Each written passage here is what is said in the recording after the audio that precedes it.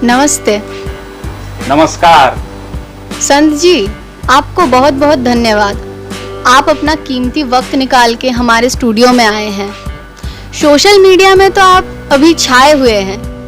जी ऐसा कोई बात नहीं, सभी ईश्वर का कृपा और आप लोगों का प्यार। संत जी, आप तो भगवान के बारे में बहुत कुछ बोले हैं, लेकिन जिस देश में हम लोग रहते हैं, भारतवर्ष, इस देश का विकास को लेके, इस देश का राजनीति को लेके आपने कभी कुछ भी नहीं बोले हैं। इस देश के राजनीति के बारे में आपका क्या ख्याल है? बड़ा कठिन प्रश्न आपने पूछ लिया महाशय। शुरुआत में ही मैं आपको अवगत करा दूं कि राजनीति का मतलब क्या है। राजनीति मतलब राजाओं का नीति। कोई भी देश में वहां का राजा जो नियम या नीति बनाएंगे वही प्रजाओं को मानना पड़ेगा, वो सही या गलत जो भी हो। लेकिन हम लोग बहुत भाग्यशाली है कि हम सब भारतवर्ष में रहते हैं। यहाँ रिपब्लिक डे मतलब प्रजातंत्र या गणतंत्र दिवस मनाया जाता है। यहाँ राजतंत्र या राजनीति नहीं चलता है, यहाँ प्रजातंत्र या जननीति चलता है। मतलब इस देश में जनता जनार्दन जो फैसला लेंगे वही होगा। इसीलिए यहाँ मतदान या चुनाव व्यवस्था कार्यकर है। इसी व्यवस्था से जनता अपना प्रतिनिधि चुनते हैं एवं देश का दायित्वभार उन्हीं प्रतिनिधि का हाथ में अर्पण करते हैं। वो जनप्रतिनिधि राजा नहीं होता, वो जननेता होता है।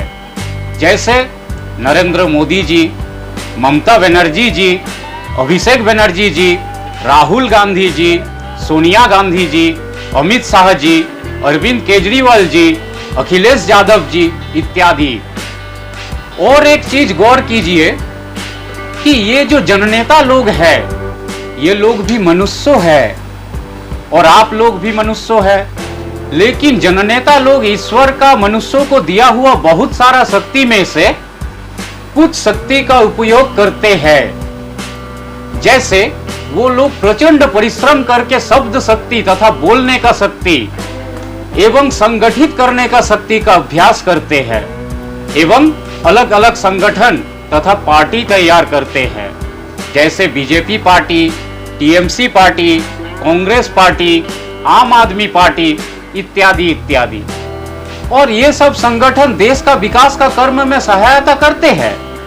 अगर सब पार्टी देश का विकास में सहायता कर रहा है, तो पार्टी पार्टी में इतना लड़ाई झगड़ा मारा मारी क्यों होता है? सिर्फ समझने का गलती से। समस्त संगठन ही देश का एवं जनता का विकास चाहता है, भलाई चाहता है, लेकिन अलग अलग तरीका से, अलग अलग प्रक्रिया से, अलग अलग मत से। और इसी मतभेद का कारण ही कभी कभी लड़ाई हो जाता है। लेकिन आप एक चीज गौर कीजिए, तेजस्वी जननेता लोग क्या लड़ाई झगड़ा करते हैं? नहीं, लड़ाई झगड़ा तो आपका मेरा जैसा साधारण मनुष्य ही करते हैं। अरे जननेता लोग भी मनुष्य ही है, उनमें भी अच्छाई बुराई दोनों ही है। संगठन या पार्टी भी मनुष्य ही बनाया है, तो जाहिर सा बात है कि संगठन का प्रक्रिया में भी दोष गुण दोनों ही रहेंगे। हम साधारण मनुष्य अगर समस्त संगठन का गुण को व्यवहार करते हैं और दोष को हटा देते हैं तो कभी भी लड़ाई झगड़ा नहीं होगा और देश का सुंदर विकास भी होगा। और एक चीज ध्यान दीजिएगा कि आपका गांव में लड़ाई करने के लिए विदेश से इंसान नहीं आते हैं। आपका गांव या मोहल्ला में रहने वाला आपका मेरा जैसा इंसान ही संगठन का नाम में एक दूसरे से लड़ते झगड़ते हैं। अरे इंसान अपना इंसानियत भूल जाते हैं बोल के लड़ाई झगड़ा होता है। आपका बगल में टीएमसी भाई का घर में अगर चूल्हा ना जले तो आपका धर्म है उसका चूल्हा जलाना, ना कि उसका घर जलाना।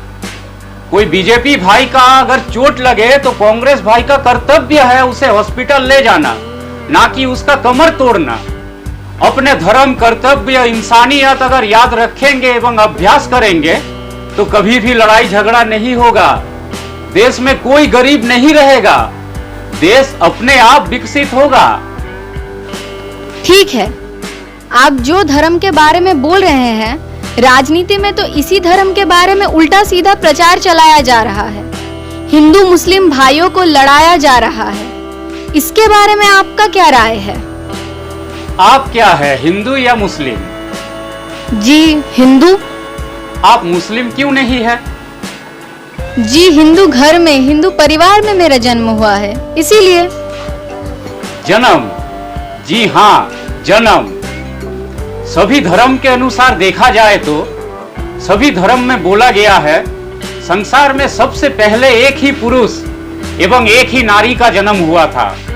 उसके बाद धीरे धीरे उन्हीं नर एवं नारी से इतना सारा मनुष्यों का जन्म हुआ। तो बताइए, जन्म अनुसार आपका जाति या धर्म क्या है? मेरे विचार से हर मनुष्यों का एक ही जाति है, मनुष्य जाति। और मनुष्य जीवन का उद्देश्य है ईश्वर लाभ करना। और ये ईश्वर लाभ करने का अनेक रास्ते हैं, अनेक प्रक्रिया है, अनेक विचारधारा है।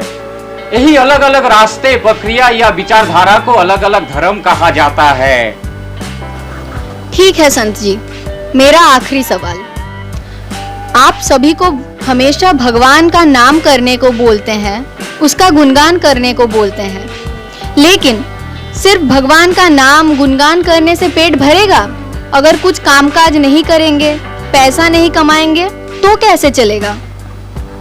देखिए, कर्म तो करना पड़ेगा, लेकिन विश्वास के साथ। अगर आप ईश्वर का नाम गुणगान करना ही अपना कर्म मान लेते हैं तो जरूर आपको सब कुछ मिलेगा। आप मुझे एक बात बताइए, जब आप छोटे थे तब तो आप पैसा नहीं कमाते थे, लेकिन आपको अपना माता पिता का ऊपर पूर्ण भरोसा एवं विश्वास था कि कुछ भी हो जाए, कहीं से भी हो, आपका माता पिता आपको खिलाएगा, पिलाएगा, पहनाएगा, आपका सारा सुख सुविधा का ख्याल रखेगा। और ऐसे ही होता था।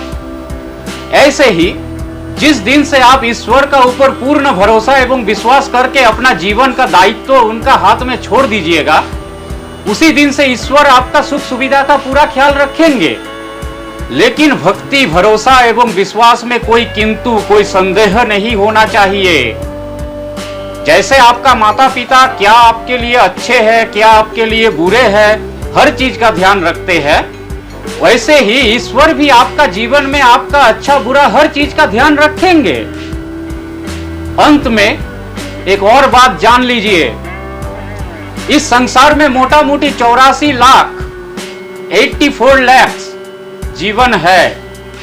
इसी में से सिर्फ एकमात्र मनुष्य ही पैसा कमाता है, लेकिन वो बाकी सारे जीवन कभी भी खाली पेट नहीं मरता, और मनुष्यों का इतना कमा के भी कभी पेट नहीं भरता। नमस्कार। नमस्कार।